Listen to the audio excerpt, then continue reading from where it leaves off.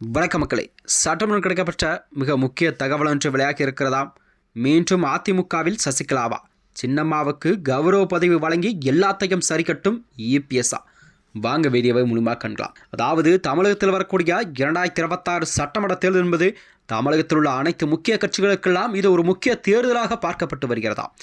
ஏனென்றால் அனைத்து கட்சிகளுக்கும் இந்த தேர்தல் என்பது ஒரு வாழ்வா சாவா என்ற மனநிலையில் தான் பார்க்கப்பட்டு வருகிறது. 2026 சட்டமன்ற தேர்தல் நடைபெறக்கூடிய இந்த தேர்தல் இன்னும் 2 மாத காலம் மட்டுமே இருக்கும் சூழல் தான் தமிழக அரசியலிலே புதிய திருப்பத்தை ஏற்படுத்தி இருக்கிறதா.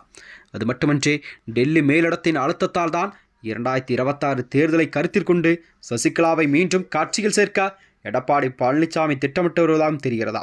ஏனெனில் இப்படிப்பட்ட சூழல், அதாவது டெல்லி பாஜக ஓபிஎஸ் அவர்களை எப்படியாவது அதிமுக கூட்டணியில் இணைக்க வேண்டும் நிலையில் அதற்கான வேலைகளை தொடங்கியிருந்தது. ஆனால் ஓபிஎஸ் அவர்களோ அண்மையில் திமுகவில் இணைந்திருப்பது என்பது அரசியலிலே ஒரு புதிய மாற்றத்தை ஏற்படுத்தியிருக்கிறதா. அந்த வகையில் தான் சசிகலா அண்மையில் கூட புதிய கட்சியை தொடங்கியிருந்தார். சசிகலாவும் மீண்டும், அதாவது வேறொரு கட்சியுடன் கூட்டணி வைத்துவிட்டால் கண்டிப்பாக அது அதிமுகவுக்கு தென் மாவட்டங்களில் கண்டிப்பாக ஒரு பெரிய பின்னடைவை ஏற்படுத்தக்கூடிய சூழல் உருவாகும் என்பதால் தான் டெல்லி தலைமையோ அதிமுகவின் தலைவர் பொதுச்செயலாளர் எடப்பாடி பழனிசாமியிடம் சசிகலாவை மீண்டும் அதிமுக இணைப்புக்கான வேலைகளை டெல்லி தலைமை செய்து கொண்டிருப்பதாகவும் அரசியல் வட்டாரத்தில் பேசப்படும் செய்தியாக பார்க்கப்படுகிறதா. அதாவது டெல்லி தென் மாவட்டங்களின் வாக்குகள் கண்டிப்பாக ஒன்றிணைக்க கௌரவ பதவி வழங்கி இந்த இணைப்பு என்பது சாத்தியமா முயற்சிகள் எல்லாம் நடத்தப்பட்டு வருகிறதா. தமிழக அரசியலிலே இருபெரும் துரும்புகளில் ஒன்றான அதிமுக ஜெயலலிதாவின் மறைவுக்கு பிறகு பல்வேறு பிரிவுகளையும் சட்ட போராட்டங்களையும் சந்தித்து வந்தது.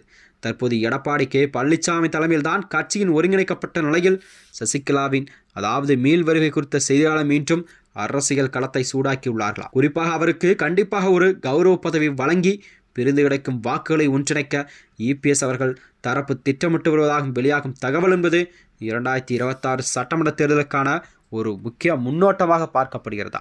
அதாவது அதிமுகவின் பலவீனம் என்பது தென் மாவட்டங்களில் முக்கியத்தவர் சமூக வாக்குகள் ஏற்பட்டுள்ள சரிவு என்பதை டெல்லி மேலிடம் தொடர்ந்து சுட்டிக்காட்டி வருகிறது.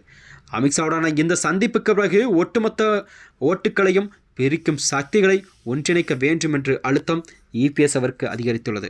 அதாவது தென் மாவட்டங்களை பொறுத்தவரை முக்குளத்தவர் வாக்கு என்பது சசிகலா அவர்கள் கண்டிப்பாக அதனை அதிமுகவின் வாக்குகளை பிரிக்கக்கூடிய சூழல் 2026 கண்டிப்பாக நேரிடும் என்பதை இபிஎஸ் அவர்கள் அதனை கருத்தில் கொண்டுதான் கண்டிப்பாக சசிகலா அவர்களை மீண்டும் இணைக்கும் வேலைகளை தொடங்கிவிட்டாரா என்ற ஒரு கேள்வியெல்லாம் எழுந்திருக்கிறதா. அது மட்டுமின்றி தென் மாவட்டங்களை பொறுத்தவரை சுமார் 40 முதல் 50 தொகுதிகள் சசிகலாவுக்கு இருக்கும். அதாவது 3% முதல் 5% வரை வாக்கு வங்கி அதிமுகவின் வெற்றி வாய்ப்பை கண்டிப்பாக தீர்மானிக்கும் காரணியாக பார்க்கப்படுகிறதா.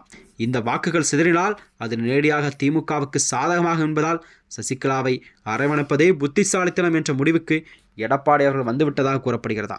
இந்நிலையில்தான் சசிகலாவின் அடுத்த கட்ட நகர்வு என்னவாக இருக்கும், அவர் கண்டிப்பாக அதிமுகவில் இணைவாரா என்ற கேள்விதான் மக்களிடம் எழுந்திருக்கிறதா.